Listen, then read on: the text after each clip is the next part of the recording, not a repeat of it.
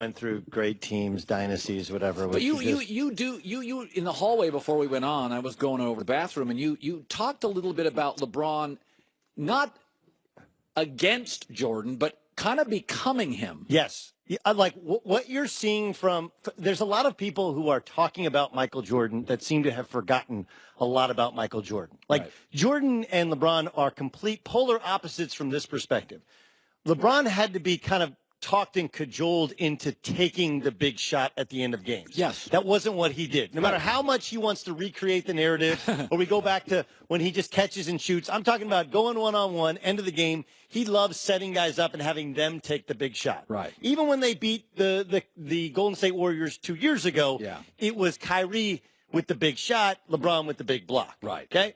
But and whereas Jordan had to be talked into passing the basketball. That's true. The Jordan rules were they would make him beat you, and then when he drive in, they just bludgeon him and knock him on the ground because he was going to try and beat you by himself. He had to learn to pass to John Paxson, to pass to Horace Grant, to pass to Scottie Pippen. When he won his first title, he averaged 11 assists a game in the NBA Finals against the Lakers. It was like a sign of, hey, I get it. I need to trust my teammates, and then eventually it'll come back around to me. Yeah. So that's where they're opposite. Where they're similar, if you watched last night, there was just a control in that he had complete control of this game. Yeah. Boston had it in the second quarter. They're up 12. They're playing pretty well, and Cleveland can't buy a bucket. And Boston got young, got selfish, got thirsty, started taking a bunch of mid-range jump shots, transition jump shots, and they're giving up layups to Cleveland who can't score. They let them right back in the game. Yep. Meanwhile, LeBron picked his spots, as you said. Jordan used to do that. Yeah. Jordan was a great on-ball defender, better on-ball defender than LeBron. But he used to pick his spots. And then he used to get calls in key situations, make his free throws a little bit more than LeBron. But there was a calm about, you always knew it was going to come back around to him, and he'd make the big steal, he'd make the big block. And that's where LeBron is moving closer towards that Jordan mentality, where there's this feeling of inevitability. And that's what cast over the Boston Garden by my senses. And that's why we make these arguments about Jordan and LeBron. Are you a Jordan guy, you're a LeBron guy. Are you a LeBron guy or a Kevin Durant guy? We're not stagnant. These things are movable, and you can move off of an argument or move closer to a different argument based upon how he's playing, how he's evolving. And look, it's a lower level of competition than what Kevin Durant's competing against, than frankly what Jordan was competing against. The Celtics without their two best players. Right. It is. The East sucks. Yeah. Okay, it is. Yeah. But he has this mental control over the game to which Jordan had at its peak, and that's something he didn't previously have. By the way, we talk a lot about the Cavs. I said at the top of the hour, I've been banging on this Cavs roster, but collectively, I thought Jeff Green was excellent yesterday. Kevin Love had a couple big games. J.R. Smith at home. Tristan Thompson now is becoming the 10-10 guy at least. That's something. I always take the 2007 roster and this roster. Have I been too critical of this roster?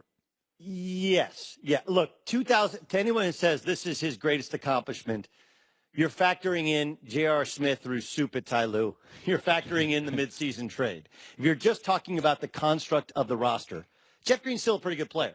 He averaged 11 points a game this year in 23 and a half minutes. He started 13 or so games. Yeah. Okay, Jeff Green's not a terrible player. He played a little bit above his level when he got more opportunities last night than he was getting previously in the series. I thought he was good yesterday. Of course, he was great. He made shots, right? And look, this roster was constructed partially on the fly, but of LeBron's making. Because LeBron knows, hey, I need veteran guys who will compete, will do what they do well, make shots, and stay out of the way and not demand the basketball. It was built around him and Kyrie Irving.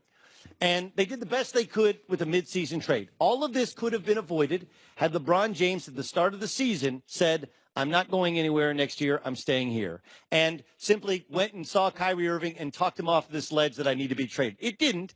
It's not a terrible roster. Tristan Thompson's a good player. J.R. Smith's a good shooter. Kyle Korver's one of the great shooters in the history of the league. Can still make shots. Only made one shot last night, but it was an important one. Jeff Green's a good player. And when they have Kevin Love, like that's an all-star. It's not a great roster, but this is the East. You're competing against the Celtics. And for people like, well, the Celtics are really good. Jason Tatum's 20 years old. He averaged 14 a game. He's going to be great. He's not great yet. Jaylen Brown is going to be very good. He's not great yet.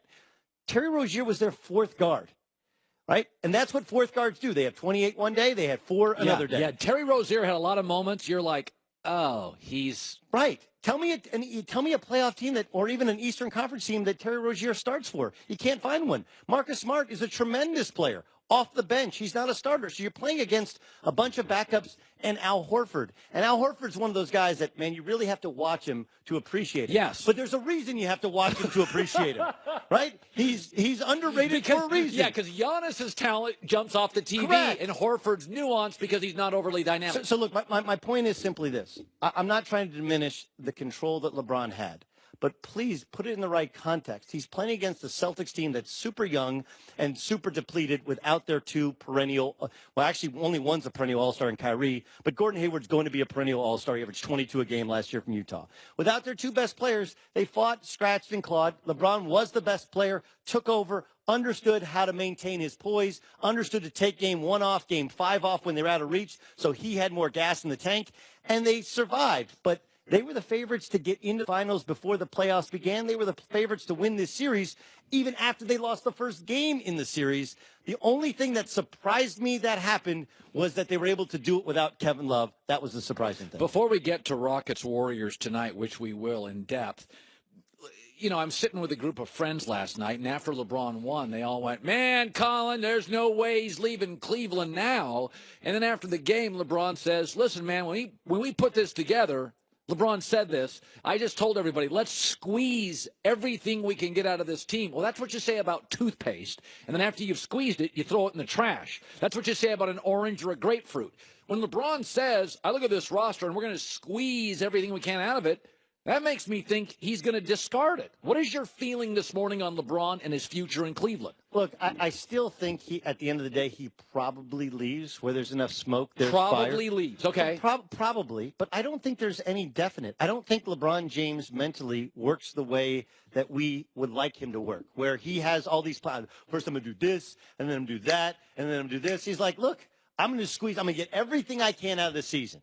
Hell, they may win a title with this roster, which is, look, do I think it's as bad as you painted it? No. Do I think it's anywhere near Houston's roster or Golden State's roster? No, I do not. Or most of the teams at the top of the West. Right. So I think the way he processes, let me just see what I can get out of this. And then when that's done, I'm going to take a week off, and I'm going to stop and think of what I'm going to do next. Right. That's the way he thinks. Well, I think to your point, and I've said this on the air before, both Lee Jenkins and Stephen A. Smith, the people who broke the stories, are like, yeah, a week out, we didn't know the story. So if the people who broke it didn't know it, to your point, LeBron tends to be a little bit of a circler.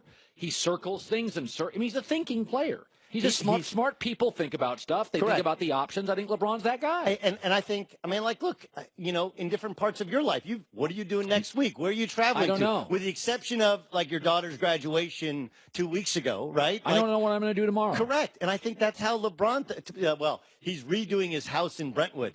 Everyone's redoing their house in Brentwood. Drive down the street in the west side of L.A., everybody's redoing or just completely scraping their house and starting over and reselling some Mod Cod. That's what they're doing in L.A. No, okay? So do I think he leaves? I think at the end of the day, he probably takes a breath and says, yeah, you know what? There's another hill to climb. Let's try L.A. That sounds like a cool thing to try, considering I've earned everybody's respect. On the other hand, like, what if he wins a title?